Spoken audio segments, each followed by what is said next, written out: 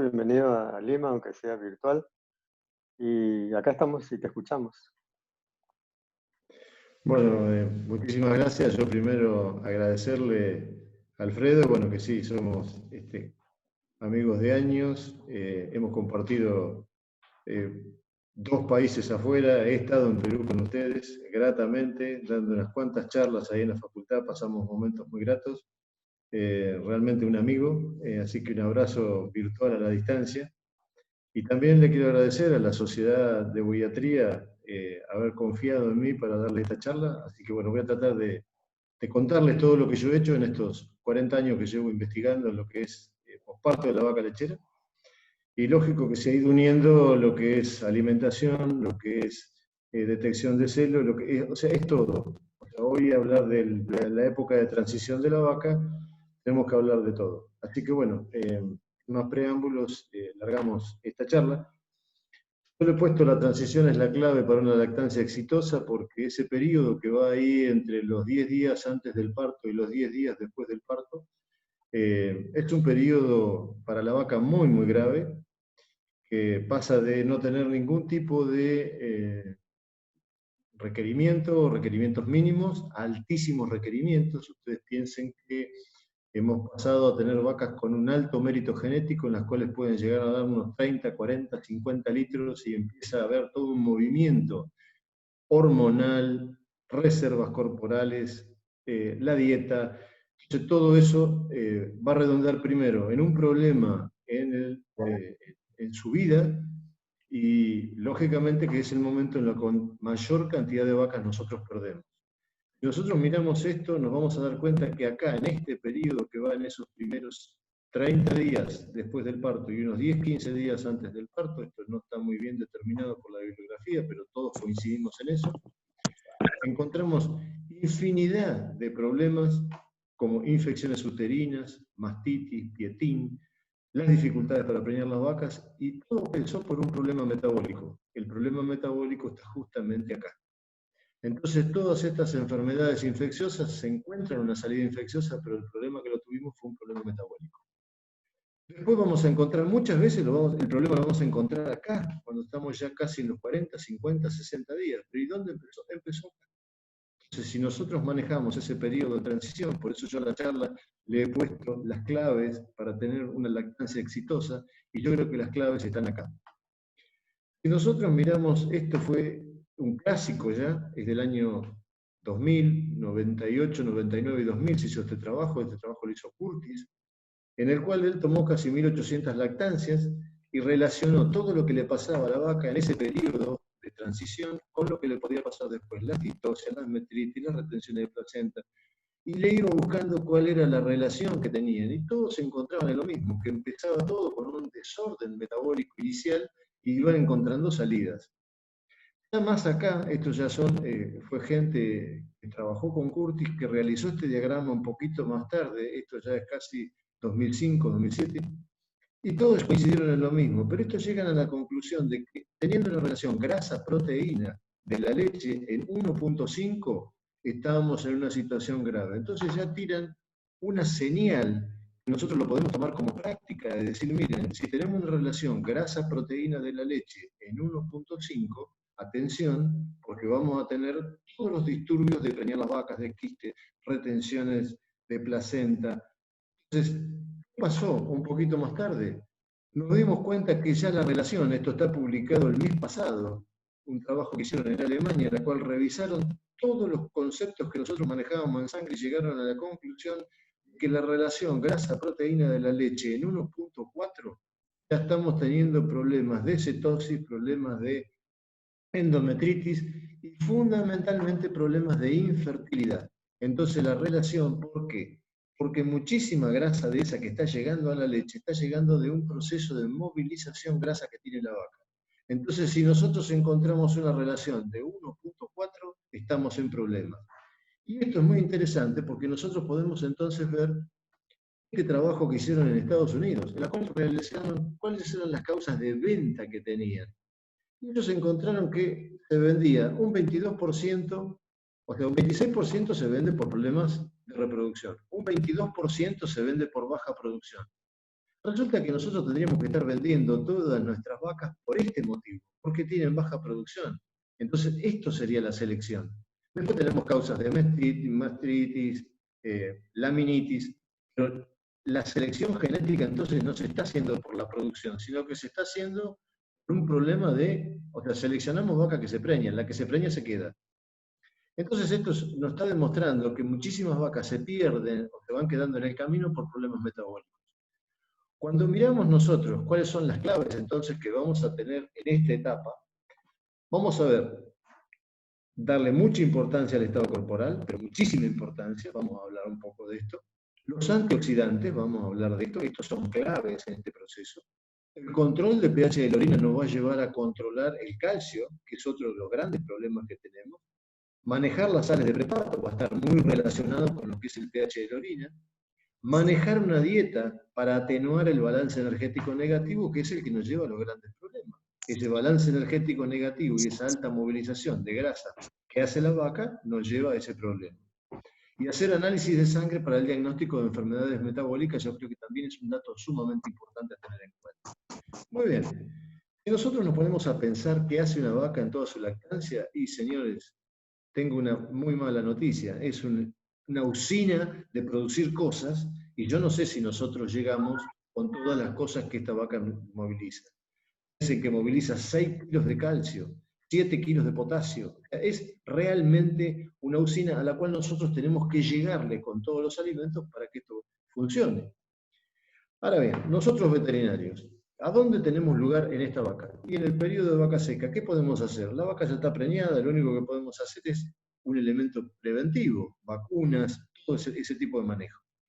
Pero cuando llega el momento del parto, ahí empezamos. Ahí tenemos función nosotros porque todavía este útero está vacío. Hagamos un muy buen manejo del posparto.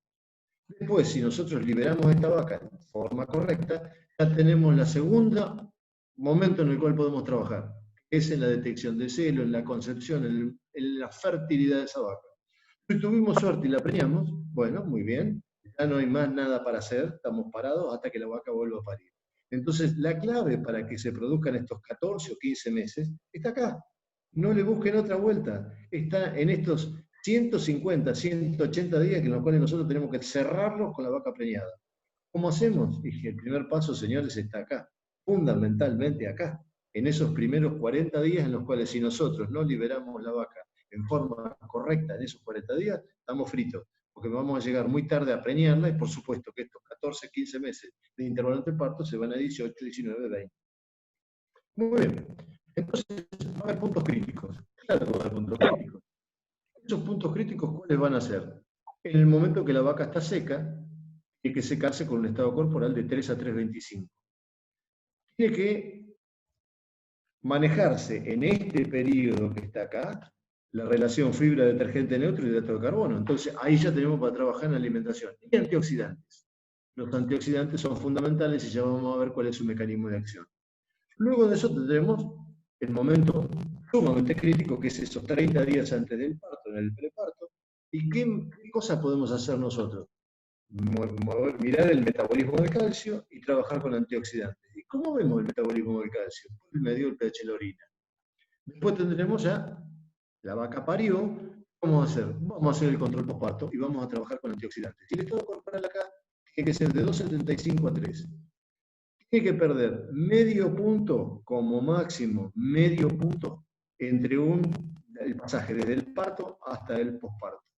Entonces ahí más o menos la cosa la vamos a manejar.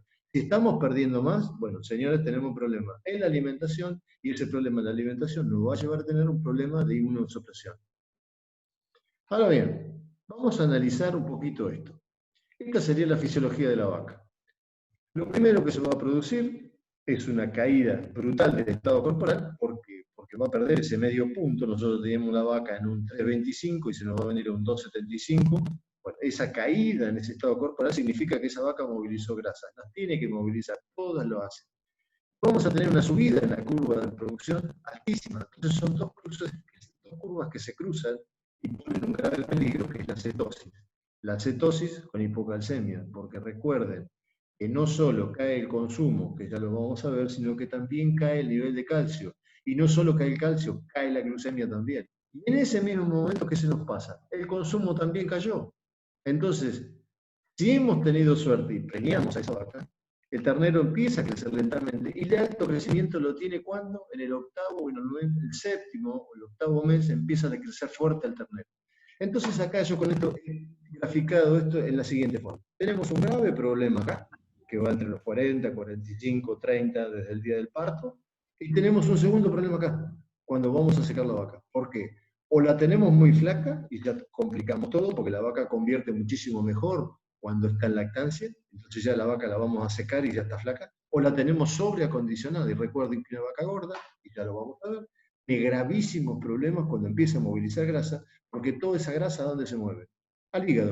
Entonces empezamos a tener hígados grasos, cetosis, etcétera. Entonces, ese es un grave problema. A su vez, hacemos en esto. Nosotros tenemos las 4 ventanas, es decir, las 4 posibilidades de llegar a preñar la vaca entre el segundo y el quinto mes. Es lo que yo les dije hoy. Ustedes tienen que cerrar los 150 o 180 días de parida con la vaca servida o preñada. Esas 4 ventanas solamente se van a dar acá. Ya cuando usamos la quinta o la sexta ventana, estamos en problema. Entonces, todo lo que tenemos que hacer en esos primeros 30, 40 días es extremadamente importante en lo que va a ser en la vida reproductiva de la vaca. Muy bien. Si nosotros tuviéramos que definir una infección uterina, ¿cómo la definiríamos? Yo le puse polifactorial. ¿Por qué? Por un lado, tenemos al hombre, con su conocimiento, su incentivo. Por otro lado, tenemos la genética. La vaca viene con una carga genética de alta producción. Y la inmunidad. Esto es fundamental, la inmunidad. El manejo de la inmunidad va a estar muy relacionado con ¿qué? La alimentación, con el hombre.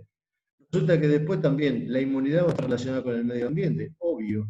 Si nosotros lo tenemos en un lugar donde está lleno de barro, está lleno de bacterias, esto va a estar muy comprometido. Si nosotros le damos más de comer, también va a estar muy comprometido. Entonces, ¿qué se nos van a producir? Infecciones bacterianas. Por otro lado, tenemos las bacterias, que también tienen lo suyo. Ellas tratan de alguna manera de meterse en este circuito, porque es su forma de vivir, y van a tener todos los medios suficientes para atacar y para defenderse. Entonces, en todo esto es donde nosotros tenemos que ver dónde nos colocamos para decir, bueno, cómo manejamos el hombre para que nos maneje la vaca con la carga genética que tiene y cómo hacemos para manejar la alimentación para que esta inmunidad sea buena. Entonces, evidentemente, esta enfermedad es una enfermedad polifactorial y fundamentalmente como consecuencia de disturbios metabólicos. Si nosotros vemos cuáles son los agentes etiológicos, bueno, agentes etiológicos pueden encontrar cualquiera. Yo les cuento que nosotros en el año 80 hicimos un trabajo en el INTA. El INTA es el Instituto Nacional de Tecnología Agropecuaria, en el cual yo participaba y era investigador de ahí. Ahí me formé. Hicimos un convenio con la Comisión de Energía Atómica de Viena, en la cual teníamos que medíamos las hormonas para ver cuándo empezaban a ciclar. Y a su vez empezamos a muestrear las vacas desde el día del parto hasta los 60 días, buscando todo lo que era su flora bacteriana, y se iban muestreando una vez por semana sangre para ver cuándo aparecían los primeros ciclos después del parto. La conclusión fue que encontramos todo esto. O sea que bacterias que vayan a buscar van a encontrar. Van a encontrar gran positivos, van a encontrar gran negativos, el útero es un medio anaeróbico. Entonces, ya esto les está haciendo pensar que cuando vayamos al tratamiento tenemos que usar un antibiótico de amplio espectro. Aparte de eso, entonces tenemos todas estas bacterias. Y después tenemos trabajos muy viejos, ya del año 90, y no se volvieron a repetir porque realmente el que lo busca lo va a encontrar, que todos los úteros después del parto tienen alta carga bacteriana. Entonces ahí tenemos otro problema. Bueno, tenemos que tener un aparato inmunológico lo suficientemente desarrollado como para cubrir esto. Entonces empezaríamos con el periodo de transición. ¿Cómo tenemos que tener la vaca? Y fundamentalmente la tenemos que tener alejada de esto que es el pasto. ¿Por qué? Porque el pasto tiene potasio. El potasio, ¿qué hace? Se ocupa los receptores donde tiene que unirse la paratormona para movilizar el calcio. Entonces acá tenemos un problema, que si a esta vaca le damos a comer calcio, le damos a comer potasio, no va a poder movilizar el calcio. Entonces tendría que estar en un muy buen estado corporal y tendría que estar alejada del pasto. Podríamos estar en esta situación. En esta situación no tenemos pasto, pero fíjense, está en un lodazal. O sea, acá vamos a tener otro problema. Van a ser todas estas ubres en contacto con gran negativo, con gérmenes que van a producir otro problema. Si bien acá nos alejamos del pasto y estamos manejando muy bien lo que es la dieta, que ahora vamos a ver, la dieta aniónica, Pero señores, esto tampoco es conveniente. Lo ideal sería esto, ¿no? Tenerla arriba de la nieve. Pero bueno, evidentemente nieve no tenemos en todos lados. Pero esto tampoco sería bueno porque esta pobre vaca acá está pasando un momento de estrés muy grande. Pero bueno, está puesto como un reflejo de alejarla del pasto. ¿Cómo hacemos nosotros entonces si queremos movilizar, cómo controlamos este calcio que se nos está dando vuelta, con el cual es sumamente importante? Porque el día que cae el consumo, cae el calcio. Cuando cae el calcio también cae la glucemia. Y cuando cae la glucemia, las dos cosas, el calcio interviene en la movilización de los macrófagos y también la glucemia va a intervenir en la movilización de los macrófagos. Y lo que nosotros necesitamos es un aparato inmunológico que esté sumamente activo para que nos mate absolutamente todas las bacterias. Entonces, el primer problema que se nos presenta, ¿cómo controlamos si estamos manejando bien o mal el calcio? A través de las dietas que son aniónicas y catiónicas. Nosotros acá tenemos los aniones y los cationes, en los cuales es muy fácil hacer esta fórmula, porque ponen la cantidad de gramos que tienen, miran las sales, miran la cantidad de sales que le van a dar, ponen los gramos, lo multiplican por su peso atómico y le va a dar la fórmula. Tienen que trabajar con menos 17 a menos 30 miligramos cada 100 gramos en su dieta. Ahora bien, el gran problema acá que tenemos es que este señor, el azufre, es muy amargo. Entonces, cuando las dietas se nos van con mucho azufre, empezamos a tener problemas de consumo. Nosotros hicimos un trabajo en el cual medimos el pH de orina y empezamos a trabajar con las sales aniónicas. ¿Qué fue lo que hicimos? Sobre 1.734 vacas hicimos dos grupos. Un grupo que era sin sales y otro grupo que era con sales. El uno estaba compuesto, las 6 sales de 900 vacas y el otro grupo tenía 834. Medimos distosia, vacas caídas, retención de placenta e infecciones uterinas. ¿Qué encontramos? Las vacas sin sales tuvieron un 25% de distosias. ¿Y la realidad acá cuál es? Como el metabolismo del calcio está alterado, la vaca no puede movilizar el calcio porque la dieta aniónica, ¿qué es lo que está haciendo? Está acidificando ese medio interno. A través de esa acidificación sale el calcio como un alcalinizante. ¿Ese calcio de dónde sale? Y sale de los huesos. Entonces nosotros lo que le enseñamos a la vaca es movilizar ese calcio desde el hueso y está continuamente, se elimina por riñón y otra vez aparece, se elimina y ahí va el jueguito. Entonces, esta distosia, en realidad, ¿por qué se produce? Es porque no tengo calcio para producir la contracción de la fibra muscular. Entonces, como consecuencia de eso, son las vacas que andan con las patitas afuera del ternero. Nosotros hacemos un simple tirón y el ternero sale. Entonces, esa no era una distosia por un ternero muy grande o por otro. No, el problema es que acá tenemos una alteración del movimiento del calcio. A las vacas que tenían aniónicas, les enseñamos a movilizar el calcio, tuvieron un 0.9% de distosia. ¿Qué pasó con las vacas caídas? Un 30%. Una vaca caída, hay una definición que dice, o sea, es un inglés que hizo la definición, dice que una vaca caída es casi un esqueleto rodeado de frascos de calcio. Porque hay veces que es muy difícil hacer retornar a esa vaca a una calcemia normal y muchas veces se nos termina muriendo la vaca y no lo podemos solucionar. De un 30% de vacas caídas que tuvieron el grupo sin sales, pasamos a un 0.8% del grupo que tenía sales aniónicas. Y si ese número lo lleváramos hoy, justo estuve revisando, pero bueno, este era el trabajo y no quería modificar esto, pero nosotros hoy estamos manejando, o sea, en todos los tambos, en todos los establos, como llaman ustedes, nosotros estamos manejando, todo el mundo sales aniónicas. Y prácticamente el tema vaca caída se transforma en un 0.01%, no existe. El tema vaca caída es muy bajo y el que tiene vacas caídas tiene problemas de manejo de sales aniónicas. Las retenciones de placenta, otro problema del metabolismo del calcio, de un 31 pasó a un 6. Las infecciones uterinas de un 65% la bajamos a un 35. ¿Por qué fue tan notable las caídas de esto otro y no tanto las infecciones uterinas, si bien cayeron? Porque las infecciones uterinas responden, y ya lo vamos a ver, a otro número de cosas y no solo es el metabolismo del calcio. ¿Cómo lo medimos? Y medimos el pH de orina. El pH de orina lo pueden medir muy fácil con las tiras. Ponen la tira en el interior y después lo miran en el frasco. Ahora bien, acá les quiero contar dos cosas. Ustedes lo pueden hacer con un pHímetro. El pHímetro hay que regularlo, tiene sus problemas porque no se puede movilizar. Yo creo que la tira es algo sumamente práctico y que se puede hacer sin ningún tipo de problema.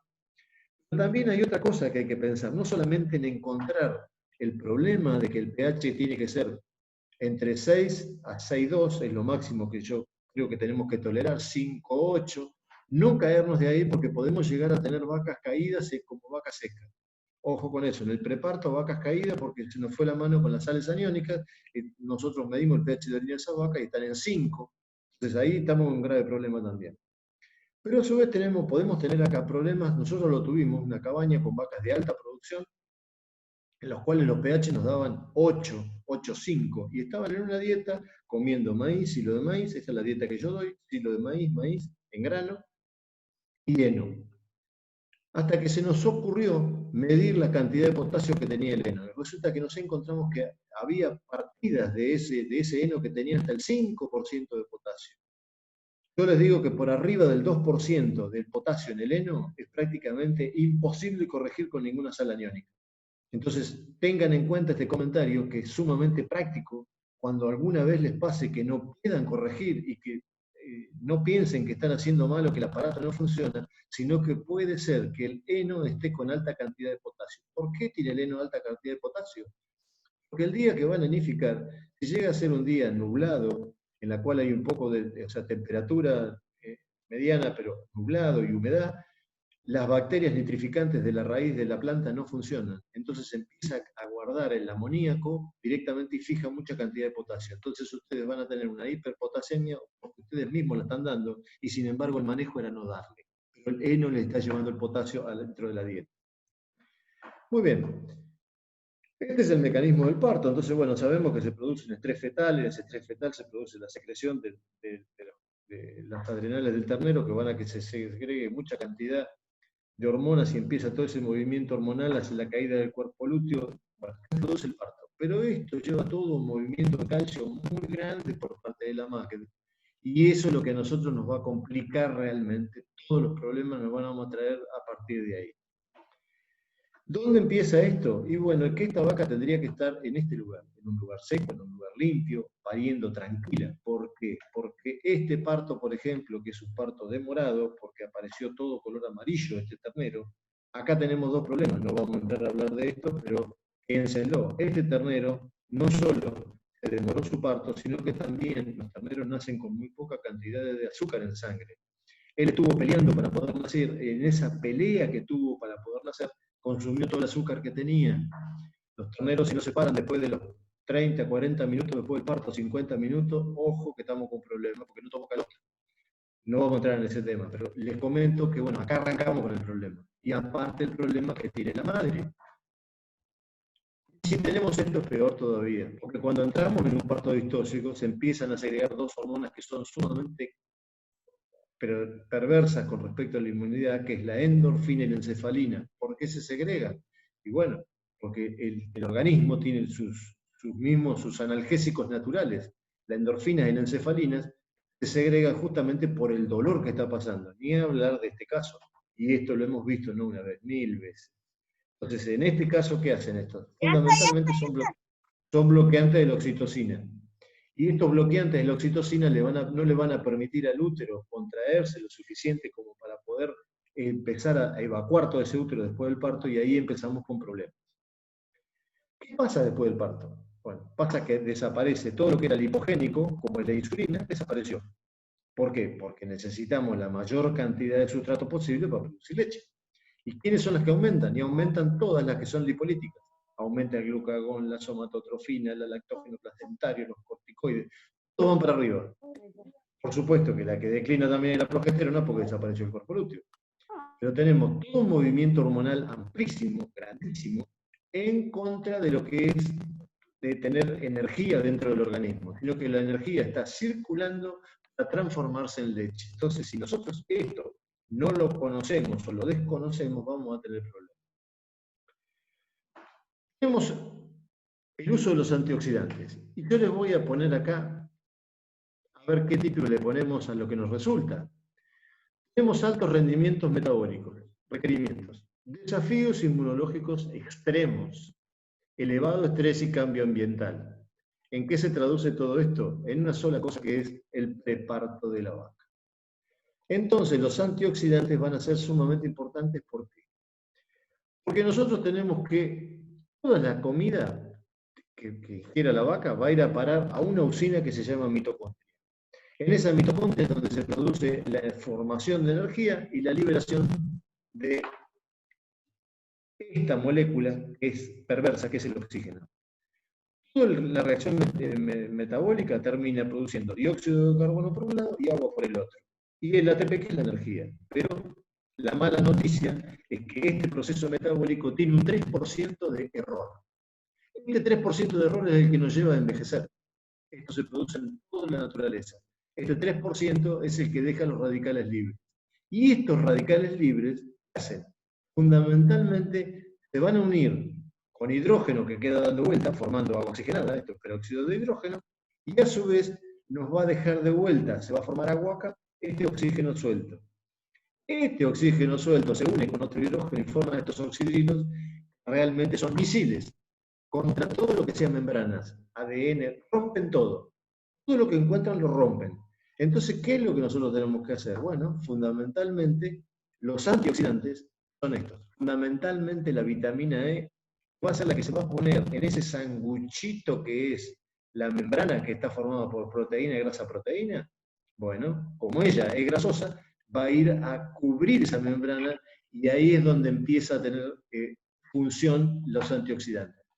Ustedes recuerden una cosa que es sumamente importante. Nosotros hicimos ese ensayo, se los comento así de pasada, lo hicimos ahora. Lo que está pasando en los fetos, en los primeros 15 días de haber parido, inclusive se está hablando de mucho antes, directamente estos oxidrilos que andan acá dando vuelta, lo agujerean, directamente lo agujerean. Nosotros hicimos un ensayo ahora que ya estamos haciendo los tactos, los cuales nos dieron los resultados impresionantes. Les pusimos antioxidantes antes del servicio, durante el servicio y 30 días después del servicio. Bueno, tuvimos casi 10% más de concepción en lo que se va midiendo hasta ahora en el grupo que no lo tuvo. Pero bueno, no nos vayamos del tema. Este mecanismo antioxidante es el que va a liberar a esa célula y que la va a proteger de que estos oxígenos anden dando vuelta, estos oxidrilos andan dando vuelta y rompan absolutamente todo. Entonces ya tenemos un primer problema resuelto, que es el uso de los antioxidantes. ¿Cuándo usarlos? En el momento del secado de la primera dosis, en el momento de la entrada al preparto a la segunda dosis y en el momento del parto a la tercera dosis, que son 3 momentos sumamente estresantes para la vaca. Todo en el momento que se produce estrés, se produce este mecanismo. Este 97% que sale bien y este 3% que sale mal. Ustedes recuerden, cada cosa que produzca estrés está con esto dando vuelta y esto es lo que le va a llevar a tener graves problemas. Muy bien, otro de los problemas que también tenemos, entonces ya vimos uno que son los antioxidantes. Otro de los problemas que tenemos es que con la alimentación nosotros podemos llegar a producir una acidosis por un mal manejo. ¿Y por qué? Porque nosotros tenemos que, ya esto lo tenemos que saber, que se produce una caída del consumo llegando al parto. O sea, hay un trabajo hecho en el cual midieron qué cantidad de veces la vaca visitaba el comedero, y las vacas que visitaron más el comedero tuvieron menos problemas de posparto que las vacas que visitaban menos el comedero. Entonces, hay un dato ahí sumamente interesante. Esa caída del consumo hace que caiga la glucemia es fundamental para todo lo que sea energía, y porque esa energía que no la da la glucemia normal la va a ir a buscar a las reservas corporales.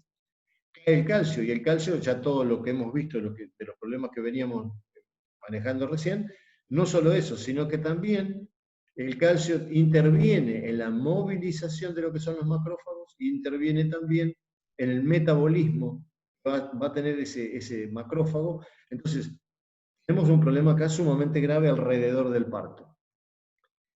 Otra de las cosas que hemos podido chequear ahora, que tenemos elementos para chequearlo, como son la medición del movimiento ruminal, se produce una disminución del movimiento ruminal del parto. Esto es cantado. ¿Por qué? Y porque no tiene espacio el rumen, el feto lo está presionando. Por supuesto que esa vaca tiene una bajísima capacidad de consumo, pero no está en que el rumen haya dejado de trabajar por un tiempo o haya tenido una menor actividad durante un tiempo. El problema es cuándo se recupera. Fíjense qué diferencia hay entre uno y otro.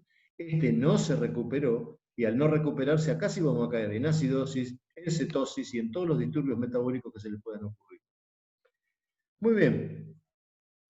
Uno de los graves problemas que cometemos nosotros es este, y acá empieza el problema. Cuando nosotros secamos la vaca, nosotros tenemos la vaca que está comiendo grano, está comiendo silo, está comiendo algún otro suplemento, en este caso la semilla de algodón, una pastura sumamente tierna, un comedero lleno de suplementos. ¿Y qué hacemos? Le sacamos el grano, le sacamos el silo, le sacamos el suplemento que es el algodón, le sacamos el comedero que estaba teniendo, le sacamos la pradera de buena calidad que está y la mandamos a comer un pasto, a algún lugar un pasto medio duro. Entonces, ¿qué hicimos acá dentro del rumen? Y hicimos una ensalada. ¿Por qué? Porque desaparecieron todas las bacterias que eran amilolíticas, las que van a degradar el almidón. Nos quedamos con las bacterias celulolíticas que nos degradan la celulosa. Entonces, ¿qué es lo que está pasando acá? Las papilas ruminales tardan 4 semanas en evolucionar y tardan 4 semanas en involucionar. Entonces nosotros secamos la vaca, involucionamos las papilas, trajimos la vaca y le empezamos a dar grano, muchas veces la encontramos baja de estado corporal, y empezamos a darle grano pensando que va a engordar, y lo que estamos haciendo es un gran piporre acá dentro del rumen. ¿Por qué? Porque le estamos metiendo muchísima cantidad de ácidos grasos, sobre todo propiónicos. Ese propiónico es el que estimula que se produzca el desarrollo de las papilas ruminales, hasta ahí vamos bien, pero ¿qué pasa? También empieza a producirse ácido láctico. Y el ácido láctico que hace desaparecer mucha cantidad de poblaciones bacterianas, como por ejemplo los protozoarios, y los protozoarios que son receptores de hidrógeno. Entonces, ¿qué pasa? Tenemos mayor cantidad de ácido láctico, muy probable que tengamos acidosis. Esto está probado que otro de los mecanismos que nosotros hacemos muy mal es el manejo de esta vaca, y esto es un vicio que todos los que hacemos nutrición nos vemos tentados. ¿Por qué? Porque el ácido propiónico que se forma en el rumen viaja al hígado, en el hígado es transformado en glucosa y en la glucosa sintetiza lactosa. La lactosa está presente siempre en la misma proporción, entre un 4,5 y un 5%, y a su vez es higroscópica. Entonces, si yo tengo mucha formación de lactosa, va a absorber mayor cantidad de agua, va a subir la producción de leche. Bingo, sí, es así, muy bien, pero por corto tiempo. Lo que yo voy a producir, si doy mucha cantidad de hidratos de carbono no estructurales, se forme mucho ácido propiónico, pero que también se forme mucho ácido láctico. Entonces, conclusión, voy a terminar primero en un aumento de producción, que va a ser muy poco, muy transitorio, y segundo, voy a terminar en una acidosis metabólica muy grave. Yo he visto, por ejemplo, en México, en estabulados de México, he visto descascararse el rumen de la acidosis que las vacas tenían. Entonces, esto es a tener muy en cuenta. Por supuesto que esa acidosis nos lleva a disturbios metabólicos que nos traen como consecuencia una caída de la inmunidad y, por lo tanto, un aumento de las infecciones uterinas.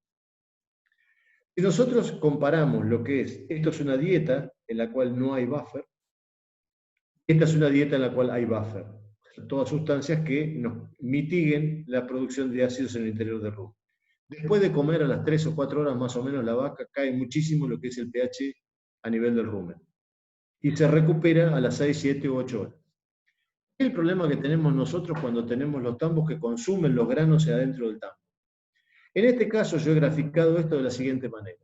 Supongamos que acá es la 1 de la mañana, esta vaca está en el potrero, comió pasto, comió heno, o sea, prácticamente su pH está en 7. A medida que van pasando las horas, el pH va bajando porque ya el consumo es menor, vuelve otra vez a ordeñarse, le volvemos a dar grano, el pH sigue bajando,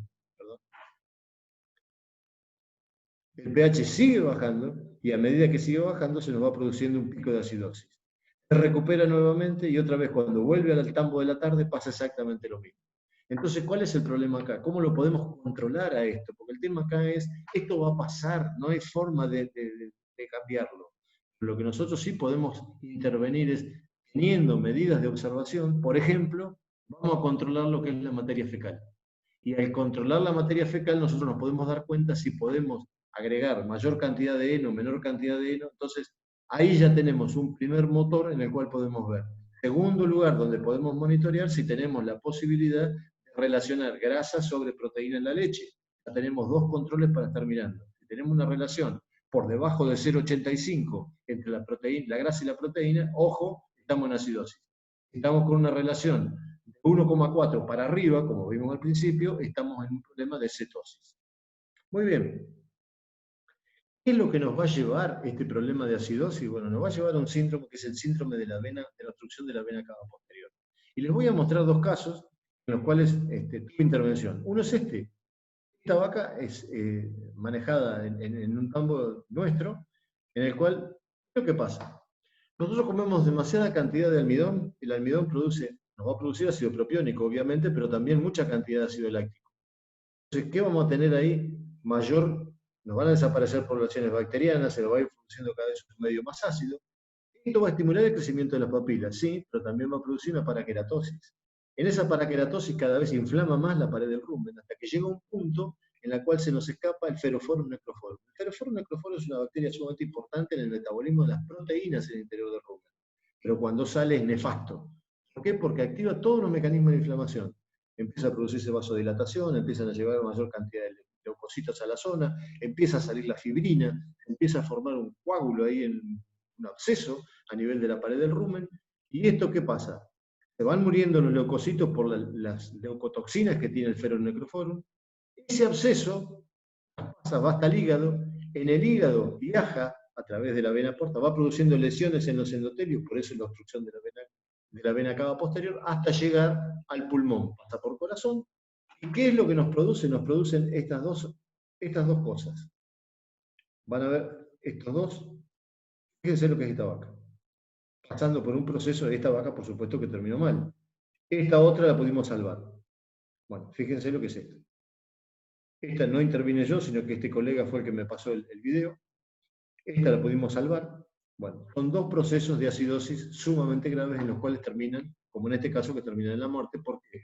Porque ese absceso a nivel de pulmón empieza a romper todo lo que son las arterias, arteriolas, hasta llegar a las hemorragias muy grandes.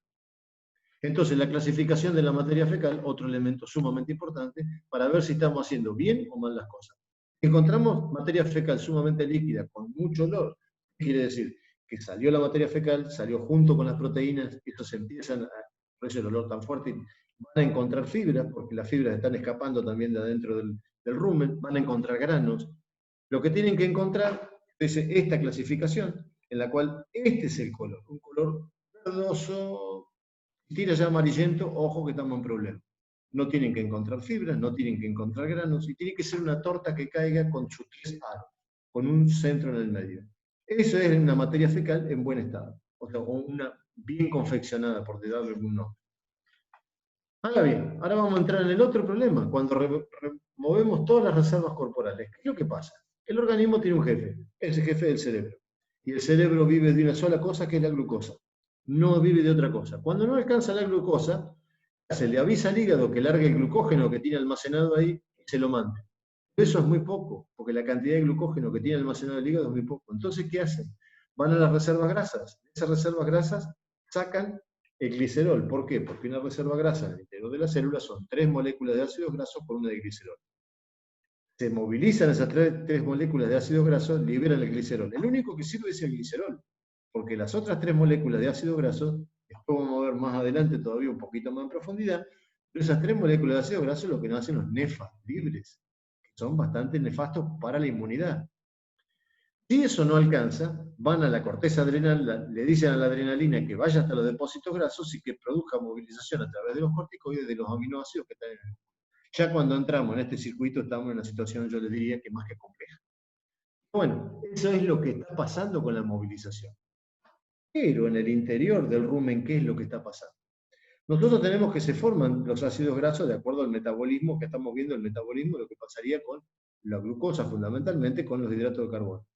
Pero si nosotros tenemos un exceso de producción de, fundamentalmente, un ácido como es el ácido láctico, lo primero que me va a inhibir es el acético y el butírico, que son los dos formadores de grasa. Por eso yo les decía, con relaciones de grasa por debajo de 0,85, atención que están en un problema de acidosis. Hasta que va a llegar un momento que esto se va a transformar en una caída de la producción también, porque se nos está cayendo el acético, o sea, las bacterias que son estimuladoras de la producción en la glándula mamária. A nivel del tejido adiposo, nosotros vamos a tener dos mecanismos. Vamos a analizar el primero, que es el más complicado. Porque el tejido adiposo tiene la grasa guardada, por medio de la lipólisis la moviliza, esa movilización hace ácidos grasos no esterificados. Tienen dos caminos estos.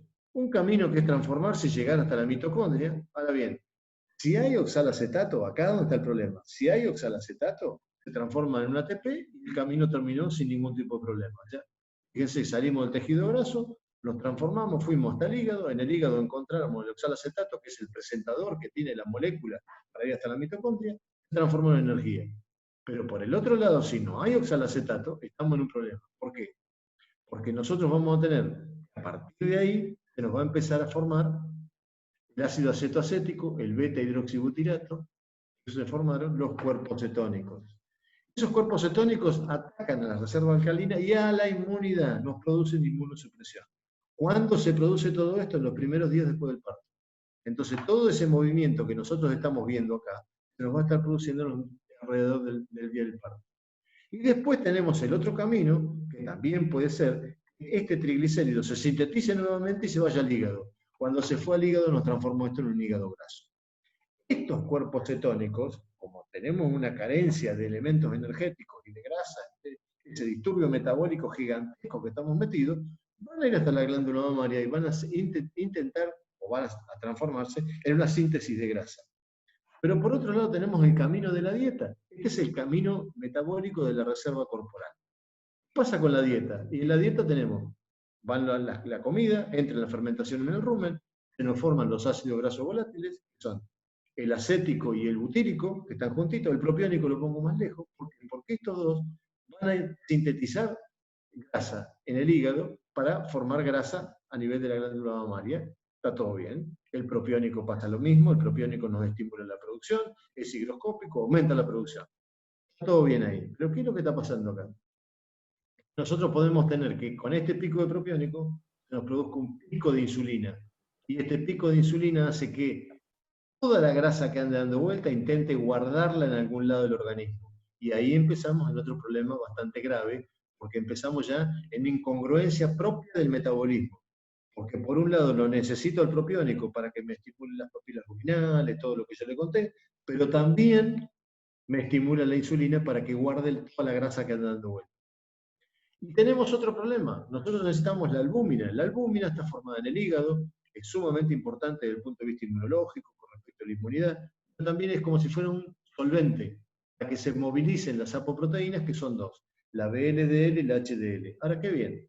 Cuando nosotros tenemos mucha urea en el interior del rumen, ¿qué hace?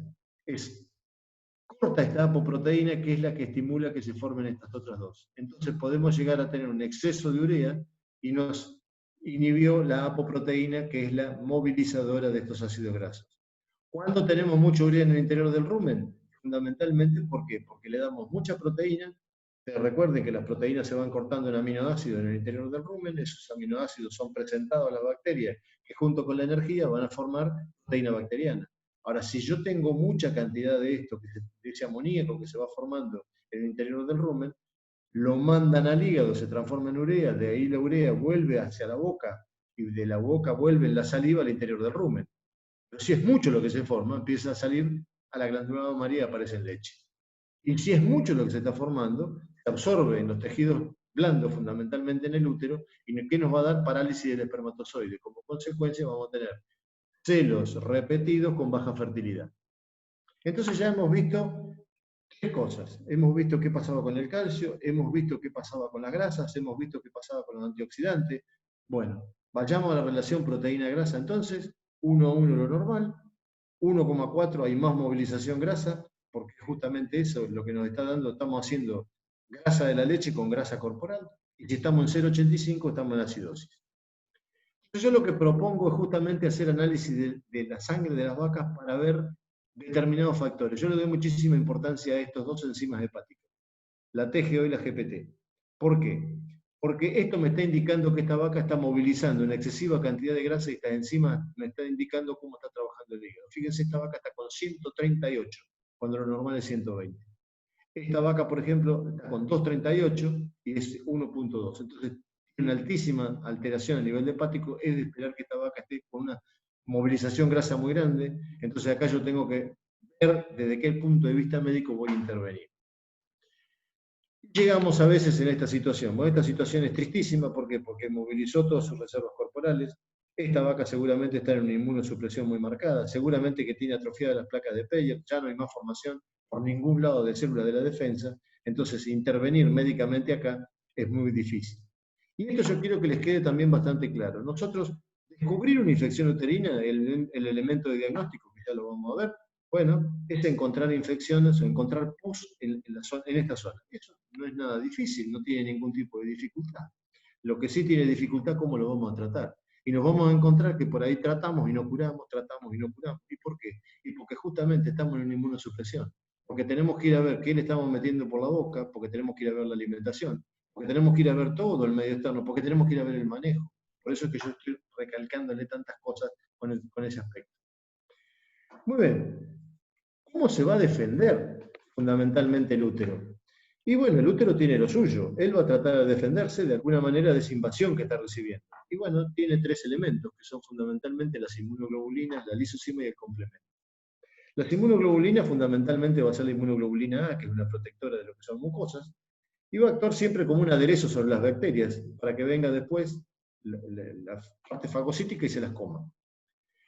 La que tiene mayor acción acá es la lisozima, pero la lisozima tiene un problema. El problema es que actúa como si fuera una tenaza y actúa cortando bacterias. Pero el problema que tiene es que cuando se sobrecarga de cantidad de sustrato, que en este caso sería muchísima cantidad de bacterias, trae como consecuencia que ella deja de actuar. Y si se le cambia el pH, también deja de actuar. Entonces es un mecanismo de defensa que se nos fue. Entonces tenemos que pasar al mecanismo de defensa celular. Fundamentalmente está formado por estas células y por estos mediadores químicos que son las interleuquinas, son los que nos van a llevar a comunicación entre los distintos elementos de la defensa. Usted piensa que hay una guerra. Piénsenlo siempre, los mecanismos de la inmunidad a nivel del útero como si fuera una guerra. Entonces, estos son los soldados de ustedes, las bacterias son los que los invaden, y vean cómo se hace la guerra, cuál es la estrategia. Y la estrategia es invadir, pelear, mandar los mediadores químicos a ver si alguno negocia y mata al otro o lo engaña. Bueno, así actúa el organismo también. Entonces, ¿qué es lo que hace? Fundamentalmente la bacteria va a tratar de entrar, corta, hace tajos a nivel de la mucosa del útero y trata de entrar, de alguna manera, hace lo que estamos diciendo, una guerra. Entonces hace su cabecera de playa. Una vez que hicieron la cabecera de playa, intentan invadir. El organismo, por supuesto, va a tratar de defenderse. Empieza todo un mecanismo inflamatorio. La inflamación es un elemento de defensa. Una vez que empieza ahí, puede haber inmunidad celular y puede haber inmunidad desde el punto de vista de la formación de anticuerpos, que se van a transportar por mecanismos, por proteínas transportadoras que van a ir a tratar de parar esta invasión de alguna manera.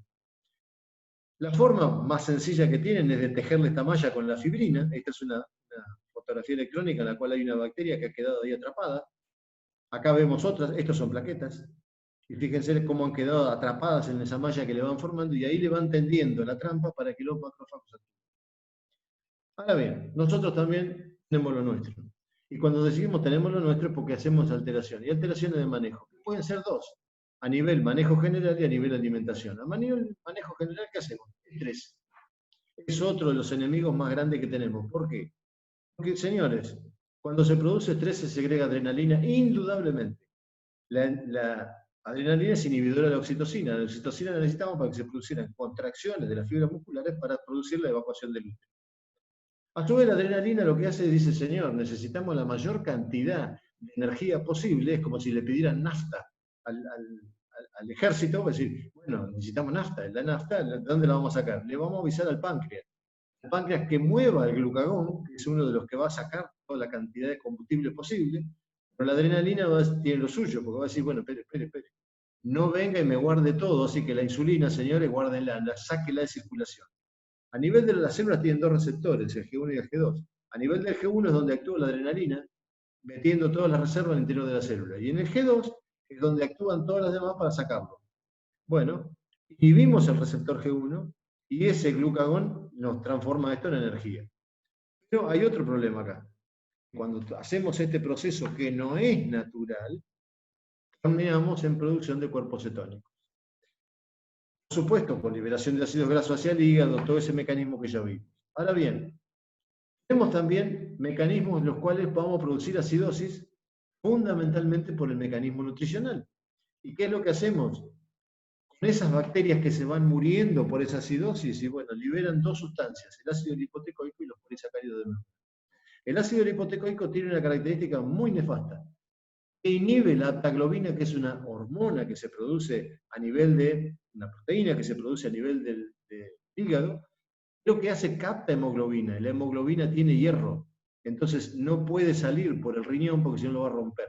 Entonces acá podemos tener un problema bastante grave a nivel renal por este problema que estamos teniendo, por una acidosis. Fíjense dónde arrancamos. Y con respecto a lo que está pasando con las otras bacterias, que se van muriendo con los polisacáridos de membrana, fundamentalmente lo que hacen es cortan el circuito a nivel del tronco encefálico, parando la secreción de GnRH, de LH, alteran el crecimiento folicular, llevan al hígado a una producción de alteración de la producción de lipoproteínas estructurales, terminando siempre en lo mismo, en una cetosis, en una movilización grasa. Entonces, inclusive tienen estimulación de receptores celulares para que se unan más bacterias.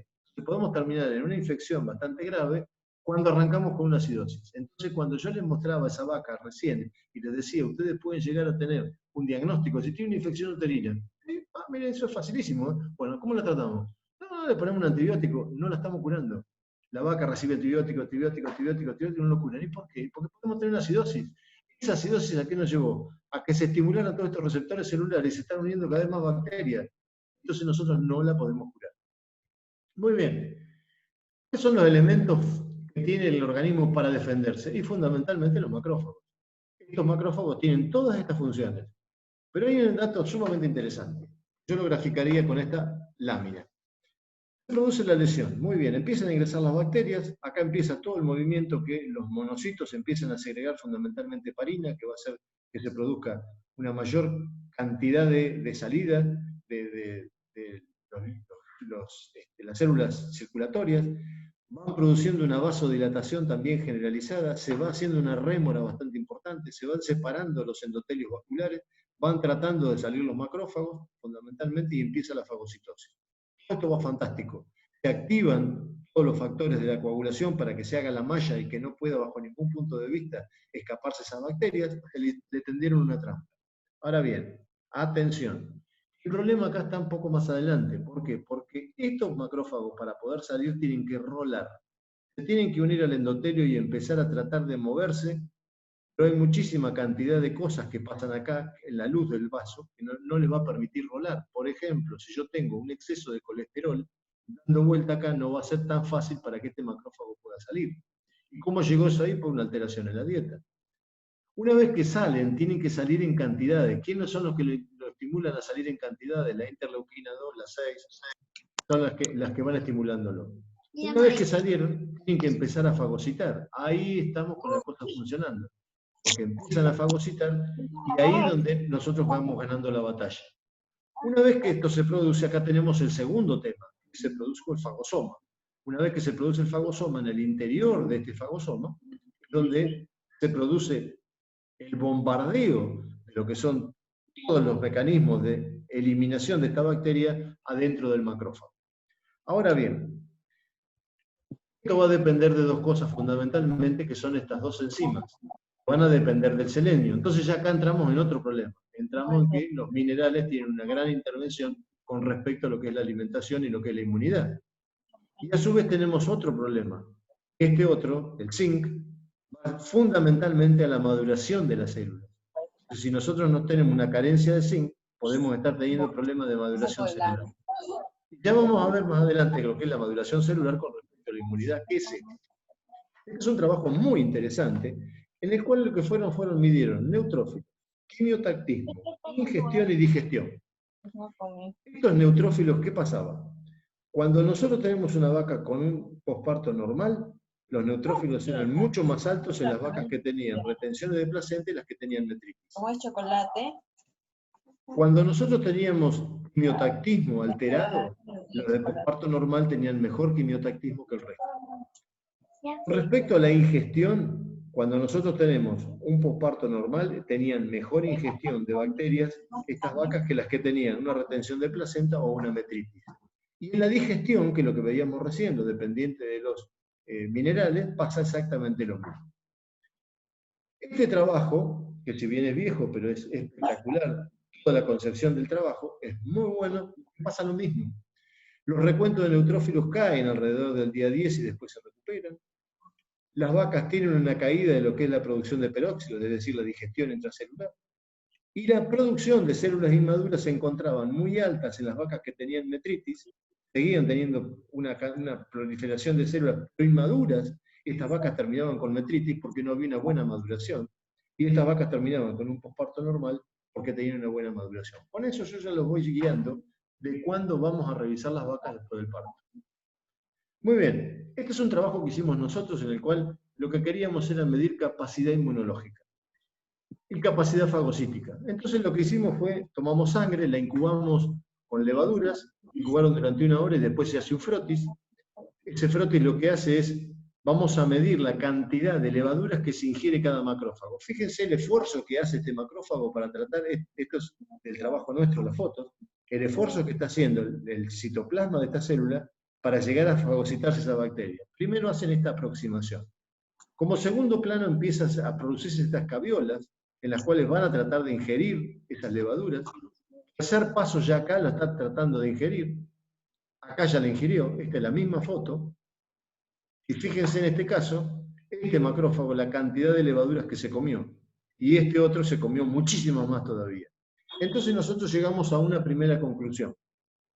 Toda muestra de sangre que tenía de una vaca, que tenía una ingestión, para esto nosotros tenemos que contar alrededor de 100 a 200 linfocitos macrófagos con ingestión. Hay un micrófono abierto.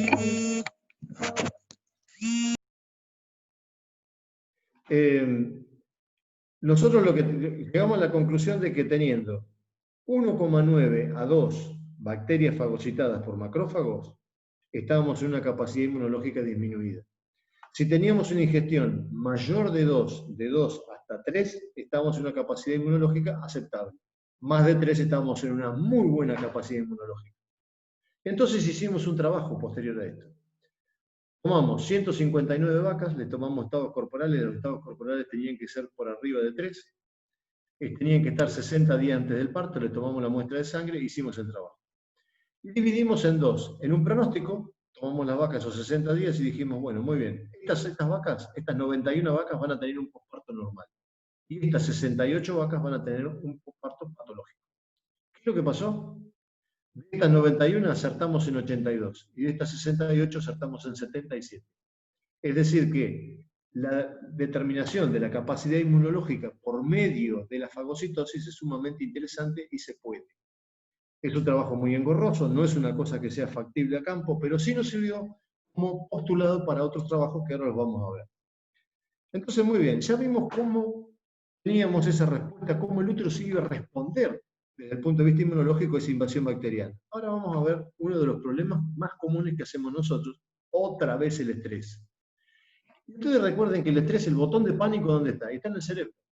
Cuando se desata el botón de pánico, lo primero que dice, le manda la señal al vaso y le dice, señor, suelte la mayor cantidad de glóbulos rojos que tengo, porque necesito oxígeno por todos lados, necesito combustible pero por todos lados.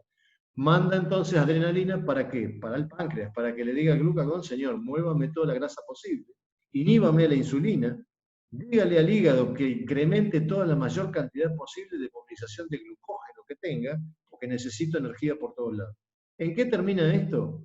Termina siempre en lo mismo, señores, formación de cuerpos cetónicos, liberación de triglicéridos, cetosis. Pero tenemos un segundo problema, que es el problema que vimos inicialmente del dolor. El dolor segrega cortisol y endorfinas cerebrales que nos trae como consecuencia inhibición de la oxitocina.